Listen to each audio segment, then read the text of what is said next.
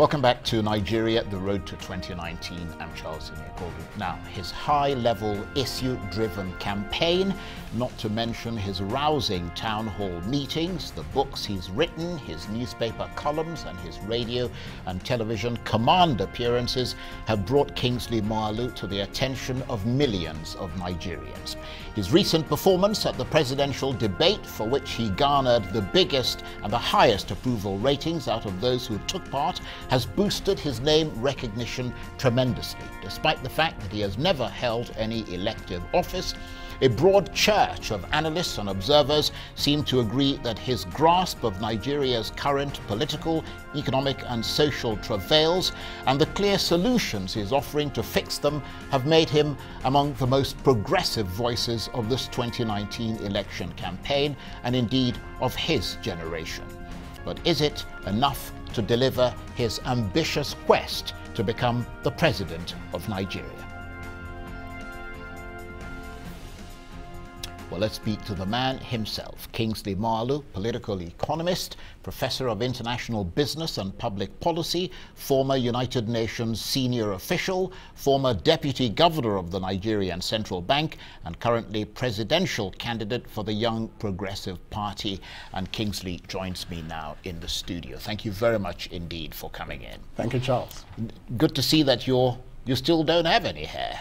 I thought after the election, after the challenges of the campaign, I would have seen things sprouting there. No, not at all. Well, let's start with that presidential debate on Saturday. A poll conducted by, I think, Vanguard newspaper suggested you had been voted the winner by 58%. What's your reaction to that? Well, I'm honored that many Nigerians unanimously agree that I came out of the debate as the clear winner by a wide margin. Polls conducted by Business Day as well, polls conducted by Stern's Business, and many other polls, all have given me the lead. And so I think the debate did something very important. The ground has shifted, clearly. Nigerians can see now that we have an alternative to the APC and their fake change and the PDP and their Bureau de change. And I think, like that. Yes, and I think it's very obvious that a vote for any of those two parties is a wasted vote. Because if you vote for APC or PDP, you're wasting your vote, because nothing that will happen in the next 4 years will change your life for the better. And that's my definition of wasting your vote. But if you vote for Kingsley Moghalu and the YPP, a foundational repositioning of Nigeria and our economy and the place of our youth in the country and the world today will begin to take place.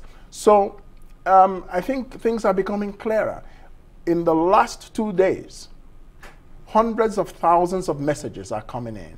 We are with you. We have shifted to your column. Whether we're the APC or the PDP, we are moving to YPP. You've given us a reason, they say, to hope again. You've given us what a president should look like and sound like.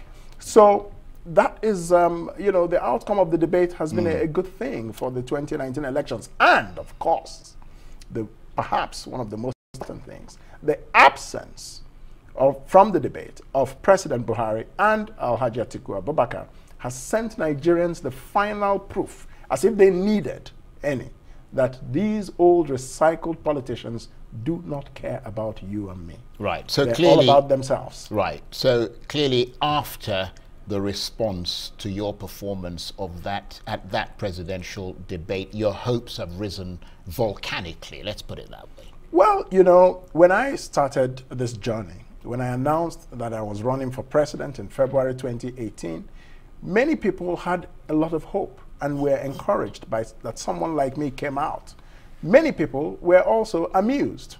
Today, they are no longer amused, because from nowhere politically, today I am indisputably, my candidacy and the YPP, our political party, we are the third force in Nigerian politics today.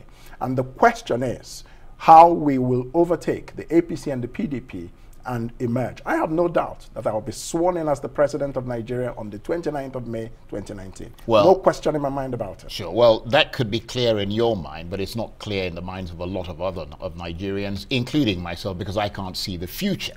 Although certainly assessing the work that you've done or that you're doing, I think you've got a good shot at it, like quite a few other people. That's right. But you've been at this campaign now, you said, since February 2018. Yes, 1 year. Is the challenge of getting your message across getting easier or more difficult, given that all the other parties have also stepped up their game as the election gets closer? It's actually gotten easier. It's gotten easier by, for a number of reasons, including the debate, which was watched by, I don't have the exact figures, the official result of the poll, actually, by channels, has also come out today. And again, I won by a very wide margin. So millions, tens of millions of Nigerians watched that debate and made their choice, clearly. So it has made easier putting our message across. And of course, the APC and the PDP have scored a very massive own goal by avoiding the debate. So I think the things we have been talking about for several months are becoming clearer to a lot of people. And to a large extent, that campaign of yours has been aimed at focusing attention on the problems of this country and how to solve and them, offering solutions Absolutely. to them. What tops the agenda of those problems, and what will you tackle first if you become president? What will top the pack in your entree? Yeah. Well, I mean, I think, as I said at the debate, the first question to answer is Nigeria a nation really? You see, if you don't build a nation, there's nothing else to talk about. That means securing this country. The lives and property of our citizens must be job number one, because it is the most important duty of any government to secure our lives and property. The question of constitutional restructuring has to be tackled. We have to work with our women as equal partners, and we have to bring our youth to the table as leaders of today and not tomorrow. Yeah, but is that the priority for the man and woman on the street who is jobless and hungry and will say exactly the same thing to you that they're saying to the APC right now? You've been in power for 3.5 years. Yes. You promised you were going to put food on my table. Sure. I don't see any food on that table. Of course we'll put Whilst food. you're talking Of about course, restructuring and all the other things, you see, I'm hungry. The problem with Nigeria, one of the problems in this country, is that we are wedded to very short-term solutions, and that's why this country has. Yeah, but it's not unique to Nigeria. I mean, you've traveled internationally. Well, you see, all Charles, voters hold their politicians to short-term gains. Of course, there will be short-term gains. I mean, no question about it. We are going to immediately launch into economic reform. Immediately I take office, no question about it. But the first thing I will do as president, within 48 hours, I will announce my cabinet and send them to the National Assembly. I will be the first president since 1999 to send a cabinet list to the National Assembly with their portfolios. So we're going to hit the ground running, addressing issues of jobs and unemployment and skills. We will establish the 1 trillion naira venture capital fund that I've talked about. And we're going to begin to move into the question of skills, providing skills centers, training centers in each of the 774 local government areas. So yes, bread and butter short-term issues will be tackled immediately, alongside foundational issues that will make our progress sustainable. No question in my mind about that. Now, you've obviously been assessing, and I think you touched on some of that earlier, the strengths and weaknesses of your opponents, most notably the APC and the PDP, because clearly you see yourself now as a credible third force and as a challenge to those two. The credible. Right. How do you rate your chances in relation to them? And what is your strength to their weaknesses? Well, I mean, I think the chances I have of winning the presidency are galloping by the day. And APC and PDP are both, at this point, uninstalling. They've uninstalled 60% in my view, and by the end of the elections, they would have been completely uninstalled 100%. And so my strength is the message that I bring. and the credibility that is backing that message, the performance track record that is backing that message, the fact that I've never been a politician in this country before, therefore I don't have their political baggage.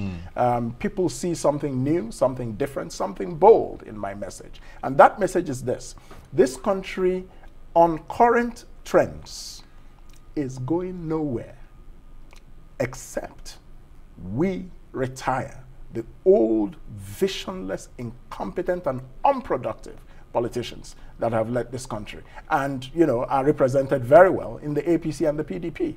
Except we take that fundamental step, our hopes are hoping in vain. That's the point. If you want to solve a problem, you cannot say that, I think it was Albert Einstein that said, you can't solve a problem by thinking at the level that created the problem. You must rise above the problem to solve it. The problem cannot solve itself. APC and PDP are two faces of one big problem we have in this country. Therefore, the solution cannot be found within either of those two parties. The solution is in a paradigm shift to something else outside that framework, and that's the YPP. Right, but that's the message that you're putting across. But is that message getting through to enough people? It is. Because what I want to ask you is, what are the particular hurdles that you face now ahead of the elections, which is just over 3 weeks away? Oh, yes. Well, of course, let me tell you the main hurdle, which is poverty. Right. The poverty. These guys have impoverished Nigerians and are using that poverty to try to keep them beholden to them as slaves forever. And that's what I said at the debate, you know. These people have us in bondage. We're living in bondage. It is time for us to break out of bondage. But you can't break out of bondage if you yourself do not make the decision to break out of bondage. You see what I'm saying? So, but they're using poverty to prevent that from happening. And that's working against you, is that right? Well, that's a hurdle that you've got to face. Yes, but we are educating Nigerians now. And what I'm telling them is this: they give you 1,500 naira. They give you 2,000 naira, 3 bottles of beer and 1 nkwobi. Is that all you are worth? Are you the child of a lesser God? Tell me.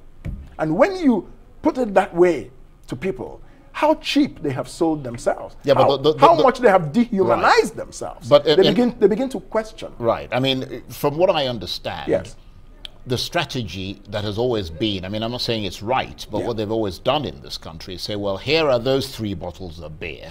Here's that nkwobi. Here's whatever else it is, you know, the bag of rice or whatever. Have that for your meal over the next few days and vote for me and there'll be more. But what is happening is that many people will take that 3 bottles of beer and nkwobi and vote for their conscience. That's where the shock is going to come.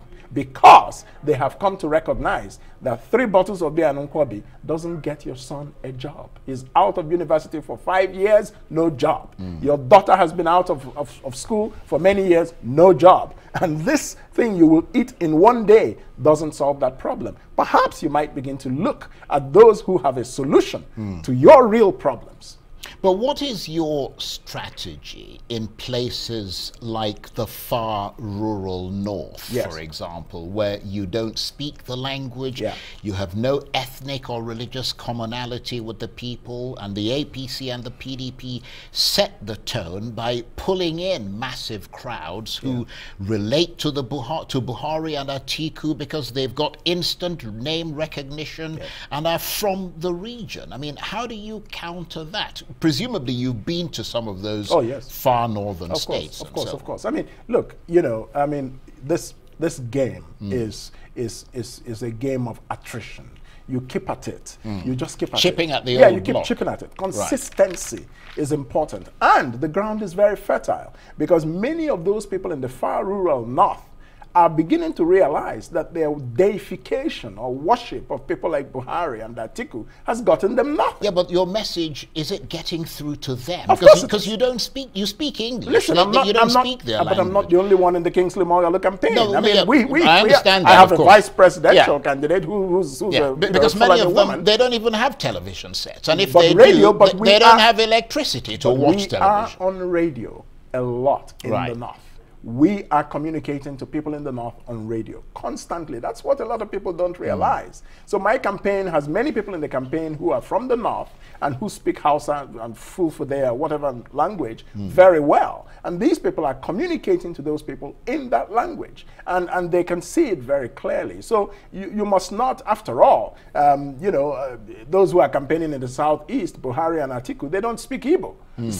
But are they not sending their message to people in the Southeast? Yeah, but they have structures in place. They've got they've got governorship. They've got governors. They've got local government chairmen. They've democratic revolutions. They've got members of the National Assembly. They've got ministers. That's true. Yeah. We have 300 candidates up and down the ballot.